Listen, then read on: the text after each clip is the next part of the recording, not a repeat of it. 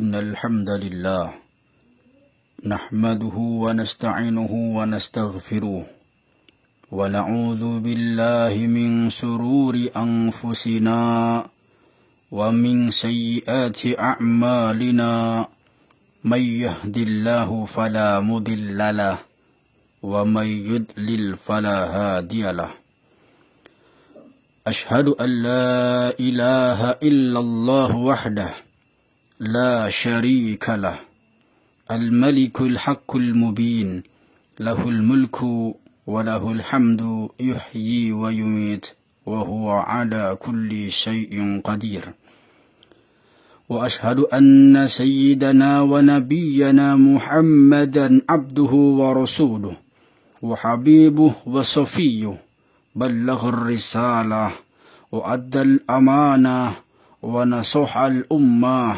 وجاهدوا في الله حق جهاده حتى أتاه اليقين فصلوات الله وسلامه عليه اللهم صل على سيدنا محمد طب القلوب ودوائها وعافية الأبدان وشفائها ونور الأبصار وضيائها وعلى آله وصحبه وسلم أما بعد فيا أيها الحاضرون الأحباء والأعزاء أوصيكم ونفسي بتقوى الله فقد فاز المتقون كما قال الله تعالى في القرآن العزيز أعوذ بالله من الشيطان الرجيم بسم الله الرحمن الرحيم يا أيها الذين آمنوا اتقوا الله حق تقاته ولا تموتن إلا وأنتم مسلمون صدق الله العظيم وصدق رسوله النبي الكريم ونحن على ذلك من الشاهدين والشاكرين والحمد لله رب العالمين معاشر المؤمنين رحمكم الله. Tiada henti meski di tengah pandemi. Khatib senantiasa mengingatkan kepada diri pribadi khususnya dan kepada para jamaah sekalian umumnya untuk sama-sama meningkatkan kualitas iman dan takwa kita kepada Allah Subhanahu wa Ta'ala. Termasuk juga sikap tawakal, rida, menerima ketentuan dari Allah Subhanahu wa Ta'ala, baik yang menggembirakan maupun yang memprihatinkan, seperti yang sedang dialami oleh bangsa Indonesia khususnya dan dunia global pada umumnya, yaitu merebaknya wabah corona atau COVID-19 yang kita alami sekarang ini. Bertawakal kepada Allah Subhanahu wa Ta'ala dengan dasar qul la yusibana illa ma kataballahu lana. Katakanlah sekali-kali tidak akan menimpa kami melainkan apa yang telah ditetapkan Allah untuk kami. Namun demikian, tawakal yang dilakukan oleh seorang hamba harus didahului dengan sikap ikhtiar kepada Allah Subhanahu wa Ta'ala. Siapapun harus berikhtiar secara lahir agar terhindar dari segala macam bencana termasuk terjangkit COVID-19.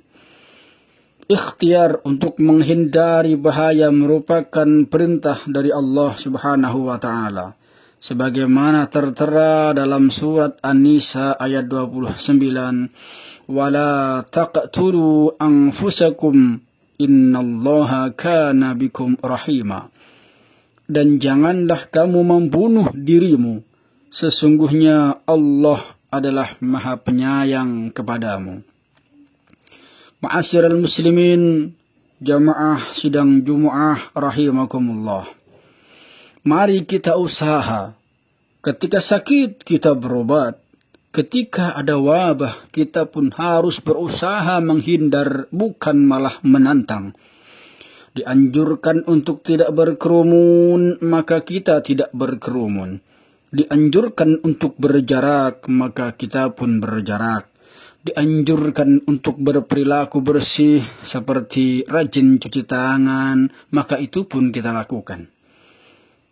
Hadirin rahimakumullah. Bahkan dikisahkan dalam kitab Al-Lu'lu'u wal Marjan, karya Syekh Muhammad Fuad Abdul Baqi.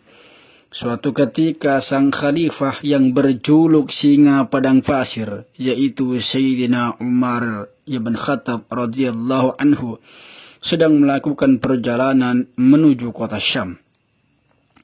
Di tengah perjalanan, beliau berjumpa dengan Abu Ubaidah bin Jarrah yang merupakan gubernur Syam, dan dia memberitahu bahwa di Syam sedang ada wabah amwas.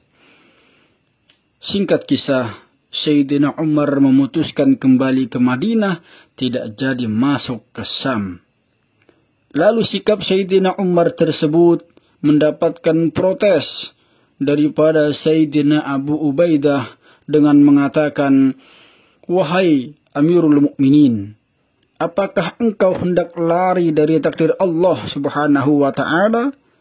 Maka Sayyidina Umar pun menjawab, "Iya, kita akan lari dari takdir Allah menuju takdir yang lain. Kita akan lari dari takdir Allah menuju takdir Allah yang lain." Tak lama kemudian datanglah sahabat Abdurrahman bin Auf menyampaikan hadis Nabi. Beliau berkata bahwa aku mendengar Nabi SAW bersabda, "Apabila kalian mendengar ada suatu wabah pada suatu daerah, maka janganlah kalian mendatanginya. Sebaliknya, jika kalian berada pada suatu daerah yang terserang wabah, maka janganlah kalian keluar darinya." Hadis riwayat Bukhari. Singkat kisah, Sayyidina Umar kembali ke Madinah, sementara sahabat Abu Ubaidah memilih bertahan di Syam.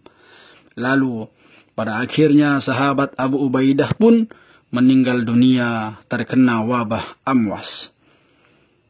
Sahabat Abu Ubaidah kemudian digantikan oleh sahabat Mu'adz bin Jabal. Beliau menjadi gubernur Syam menggantikan Abu Ubaidah. Namun naas, sahabat Mu'adz bin Jabal pun kemudian meninggal dunia dengan penyakit yang sama, yaitu sama-sama terserang wabah amwas. Bahkan termasuk juga putra beliau yang bernama Abdurrahman meninggal terserang wabah amwas. Hadirin rahimakumullah, wabah amwas telah memakan ribuan korban kala itu, termasuk 2 nama sahabat besar di atas. Wabah amwas baru hilang ketika Syam dipimpin oleh gubernur yang bernama Amr bin As. Sahabat Amr bin As menganalisa, wabah amwas ini penyakit yang semacam apa? Sampai kemudian beliau mengatakan bahwa wabah ini seperti api dan kalian adalah kayu bakarnya. Maka selama masih ada kayu bakar, api ini akan terus menyambar. Maka jauhkanlah api dari kayu bakar. Kemudian sahabat Amr bin As pun memisahkan antara yang sehat dan yang sakit. Mereka yang sehat diminta untuk menjauh dan lari menuju gunung-gunung untuk dikarantina atau diisolasi di sana. Karena api tidak menemukan kayu bakar, karena wabah tidak menemukan orang yang hendak ditulari, maka wabah pun akhirnya berhenti. Hadirin sidang Jumu'ah rahimakumullah. Demikianlah pelajaran berharga dari apa yang pernah terjadi di zaman sahabat. Kita perlu mencontoh sikap Sayyidina Umar dan sahabat Amr bin As radhiyallahu anhuma sebagai ikhtiar lahir kita menghadapi COVID-19.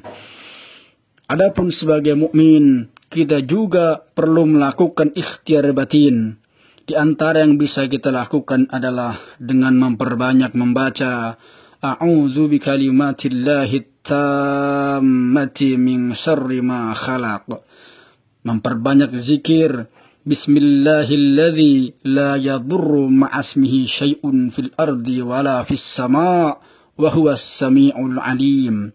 Memperbanyak membaca salawat tibbil qulub serta doa-doa yang lain. Dan pada akhirnya kita berdoa semoga kita semua dijauhkan dari segala mara bahaya, terkhusus dari wabah virus corona atau COVID-19 yang saat ini sedang melanda negeri kita. Semoga wabah ini segera berakhir. Amin, amin ya rabbal alamin.